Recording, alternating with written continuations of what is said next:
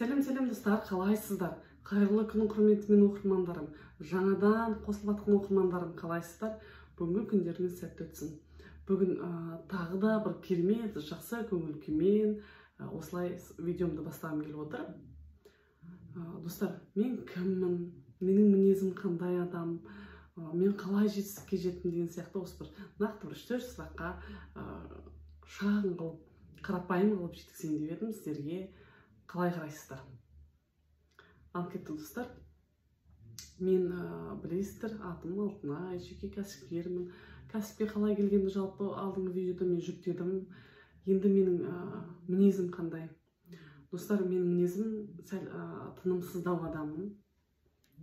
Мен қазір дәл осылай сөйлеп отырып, мен ананы тыңдап, оймен мынаны жасап, қолым сірә тынбайды деген сияқты, сондай тынымсыз адаммын. Жауапкершілігім қатты. Кез келген бір сала болсын, мысалы бизнес болсын, қай сала болсын, жалпы өмірде болсын, үйде болсын, кез келген жерде мен жауапкершілікті қатты өзіме жүктей аламын. Кез келген істі уақытында біткенді жақсы көремін. Кез келген істі шала болмай, таза болғанды жақсы көремін. Айналам таза болғанды жақсы көремін. Қасымда жүрген адамдардан өте көп талап етемін. Жақсы жүргенді жақсы көремін. Кітап оқығанды жақсы көремін. Қазіргі соңғы уақытта мен психология мен бизнес саласындағы түгел кітаптарды ақтарып, былай айтқанда өмірімді кітап жолына түгел сондай екі салаға арнадым. Тынымсыздығым осы, мүмкін мені жақсы жетістіктерге жеткенім осы білімнің арқасы шығар, жауапкершіліктің арқасы шығар деп ойлаймын. Тынымсыз мінезімнің арқасында шығар деп ойлаймын. Өте қатты талапшылмын. Грамотно болғанды жақсы көремін. Уақытында жұмыстың бәрі біткенді жақсы көремін. Айналам бәрі таза болғанды жақсы көремін. Кез келген, мысалы, элементарно бір кітапты оқып бастадым ба, сол кітапты оқып бітірмейінше мен басқа кітапқа бет бұра алмаймын. Мысалы, бір идеяны ойлап таптым ба, мысалы, ойладым ба идеяны, миға жақсы бір ой келді ма, соны жазбай, соны сараламай, соның түбіндегі сұрақтарға жауап бермей, жүзеге асырмай менде тыным болмайды. Білесіздер ма? Сосын шындық айтқанды жақсы көремін. Өтірікті жек көремін. Мынаны қараңыздар, достар. Шындық айтқан адамды көп жер жақтыра бермейді, дұрыс қой.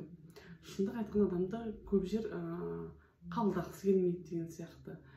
Қазіргі уақытта енді көпшілігі өтірікке сенеді, көпшілігі өтірік затқа бет бұрады.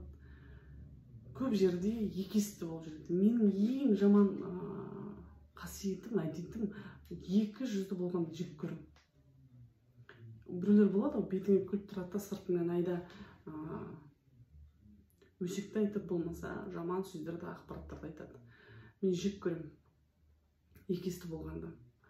Керек емес, ол бізге жат дүние. Егер сіз екісті болсаңыз, егер сіздің жауапкершілігіңіз болмаса, егер сіз салақ болсаңыз, егер сіз ылбырап, ұйқыға жақын болсаңыз, онда сізден жақсы дүние жақын арада шығады деп мен айта алмаймын. Тағы бір менің жақсы қасиетім, ұйқыға жоқпын. Ешқандай да ұйқыға жоқпын. Даже маған 24 сағат ұйықтамайсың десе де, мен ұйықтамай жүре аламын 24 сағат. Болады, мен даже күнделікті ұйқыға арнайтын уақытым бір әрі кетсе 3-4 сағат, одан артық мен ұйықтай алмаймын. Мен өзім сәл кеш жатамын, ерте тұрып аламын, қақшиып. Мінекей достар, мен осындай мінезім бар, мен сосын айналамдағы адамдарды сондай болғанды қалаймын, сөйтіп ұрсып жатамын, сөйтіп жаманат болып жатамын. Кейбір адамдар жек көріп қалады, бірақ уақыт өте келе менің айтқан ақпараттарым, сөздерім дұрыс екенін мойындап жатады.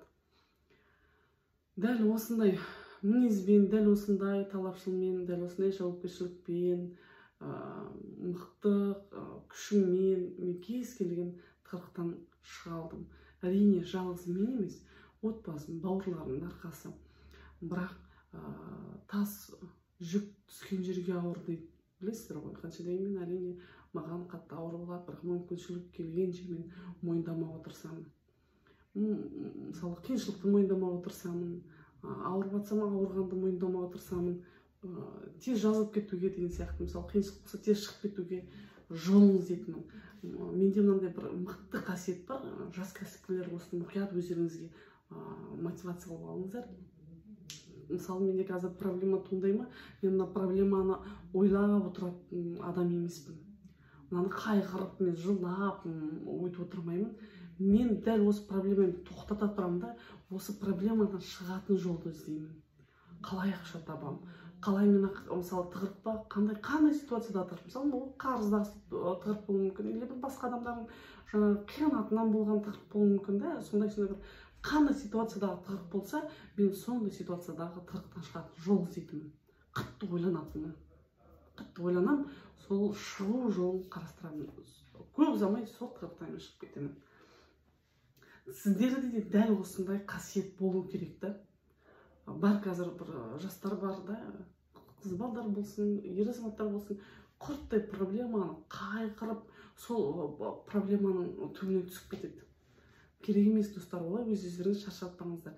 Жай ғана кез келген тығырық, кез келген проблеманы ойлап отырмай, сол проблема басыңызға түсті ма, алдыңызға шықты ма, сол тығырықтар, содан аттап ары қарай шығып кету жолын ойлау керек. Түсіндіре алдым ғой достар, иә? Мен осындай бір қасиетім бар. Осындай бір, енді әрине оның бәрі білім ала бергеннің арқасында, көп білім алу керек. Менің өз мінезімді енді қалай айтсам екен, қазір мен мынандай бір сәл мінезімнің кемшілік жері тіке айтып тізе саламын. Әрине айтатын орны да болады, орны да болмайды. Бірақ мен жүгіріп келіп айта бермейсің ғой, орынсыз. Ақылмен шешемін. Көп жерде ақылмен шеше отырсам, мен өзім жас уақытымнан сондаймын. Мен әрине қазір қартайып қалған ештеңем жоқ. Жалпы сол уақыттың өзінде мен сондаймын. Тіке айтып тастаймын, сосын ары қарай мен оны кек сақтамаймын, ары қарай жоқ. Оны ұмытып кетемін, дәл сол жерде ситуацияда қалып кетеді. Бірақ мен дәл осы мінезімді өзгертіп жүрмін. Қазір ойлаймын да, керек емес екен. Сен айтып тастама, ол өзгермейтін адам, өзгермейді. Ол өзінің ойын жасайтын адам, ол өзінің ойын жасайды екен. Сондықтан құр жаманат болып қалады екенсің, құр энергияң кетіп қалады. Сондықтан достар, сөйлейтін жерде сөйлеу керек, сөйлемейтін жерде сөйлемеу керек. Осыны жақсы қасиет қылып алу керек. Сұраса жауап беру керек, сұрамаса жауап бермеу керек. Менің тағы бір сондай не жерім, мысалы бір кісінің қатесін көріп тұрам ба, міндетті түрде сол кісіге барып айтып, сізде мынандай болу керек, жоқ, дұрыс емес, мынандай болады деп мен сұрамаған жерге барып жауап беретінмін. Мысалы ағайын, бауырларым арасында болсын, мысалы тікелей Алтынай, мына жер мынандай болып тұр деп сұрамайынша айтпаңыздар. Керек емес, ол артық ақпарат болып жүктеледі ол. Ол сіздің ол жерде қадіріңізді білмейді, тегінің қадірі жоқ деген содан қалған. Ол сіздің қадіріңізді білмейді, мына қасқа айтып отыр екен демейді. Бірақ сол ситуациясына қатесінен шыққаннан кейін, Алтынай, сенікі дұрыс екен деп уақыт өте келе олар айтатын болады. Сондықтан керек емес. Сұрамаған жерге сұғына бермеңіздер. Тікелей атыңызды айтты ма, сіз сол уақытта жауап беріңіз. Әрине, бөтен адамдарға бауырларыңыз арасында болу керек. Сәл айтатын жерде айтып, айтпайтын жерде айтпау керек та. Дәл сондай достар. Менің мінезім осы. Талапшылмын, қатты талапшылмын, қатты жауапкершілігім өте қатты мен деген. Содан кейін барып менің бір жақсы жер, мықты бір мінезім.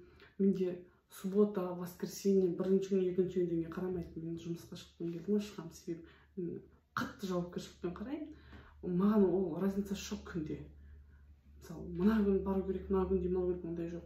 Әрине, менде суббота, воскресенье біз демалыс күн деп қойғанбыз, бірақ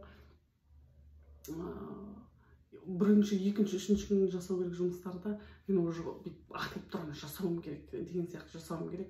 Мен ары қарай уже тыныш отыра алмаймын. Жоқ дегенде келіп 2-3 сағатта келіп жұмыс жасап кетемін. осындай жауапкершілікпен қарау керек. Өз салаларыңыз өздеріңізге ұнау керек. Сонда ғана сіздерде жетістік болады. Өзіңіздің таңдаған мамандығыңыз өзіңізге ұнау керек. Сонда ғана сіздің кез келген ситуациядан шыға аласыз. Ұнау керек. Осылай достар, менің жауапкершілігім, менің жақсы жағым, менің жаман жағым деген сияқты. Әрине мен енді жаман жағым көп деп айта алмаймын. Жақсы жағым өте көп. Дәл осы жақсы жағының ішінен де сүзгіден өткізіп, жас кәсіпкерлер, жастар алса деген оймен айтып отырмын. Мінездеріңізді өзгертіңіздер. Бизнеске келген кезде сіздің үйдегі еркелігіңіз, сіздің үйіңіздегі басыңызға киісіп қойған коронаңыз бизнеске жарамайды. Бизнеске психологиясы мықты адам болу керек, әбден пісу керек. Білесіздер ме, бизнесте 80% психология, 20% практика, әрекет болады. Сондықтан сіздер психология мықты болу керек. Білім алу керек болады. Ал достар, менімен бірге болып осы видеом соңына дейін қарағандарыңызға көп рахмет. Алдағы уақытта тағы да келесі бизнесім туралы осылай жалпақ тілмен керемет кофе ішіп отырып айтып беретін боламын. Ал достар, жақсылықта кездескенше.